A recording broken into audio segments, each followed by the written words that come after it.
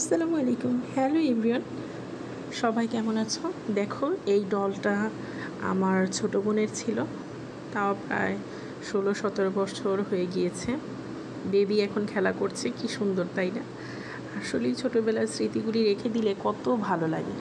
আর এই তো রান্নাবান্না করছি, কুমড়ো দিয়ে পাঙ্গাস মাছ রান্না করছি। আমি কিন্তু হালাল সব ধরনের খাবারই পছন্দ করি, খাই আলহামদুলিল্লাহ, কিছুটা অল্প কিছুটা বেশি। আজকে পুরো শোকেজের সব কিছু শোকেজের নামিয়ে পরিষ্কার করে মুছে গুছিয়ে রেখেছি। আর বেবির এই জায়গার ডলগুলো গোছাতে পারিনি, প্রতিদিন নিয়ে নিয়ে খেলা করবে, আবার জড়ো করে রাখতে হয়, গোছালেও পরিষ্কার থাকে না। এখন বুয়া বিছানার চাদর টাদর সব উঠিয়ে গুছাচ্ছে। আর এই সাইডে আমি রান্নাবান্না অলরেডি কমপ্লিট করে ফেলেছি।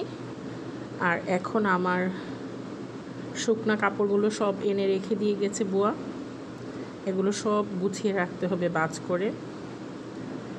আর এখন বিকেল, সন্ধ্যার দিকে তার বাপ্পার সাথে সে খেলা করছে, লুকাচ্ছে। দেখো বুড়িটা আমার কিভাবে বোঝে। বৃষ্টি হয়েছে তাই কাপড় চোপড় সব জায়গায় দিয়ে রেখেছি। দেখো বুড়িটা কিভাবে লুকিয়ে রয়েছে তার পাপার কাছ থেকে। বড় হয়ে গিয়েছে বুড়িটা আমার।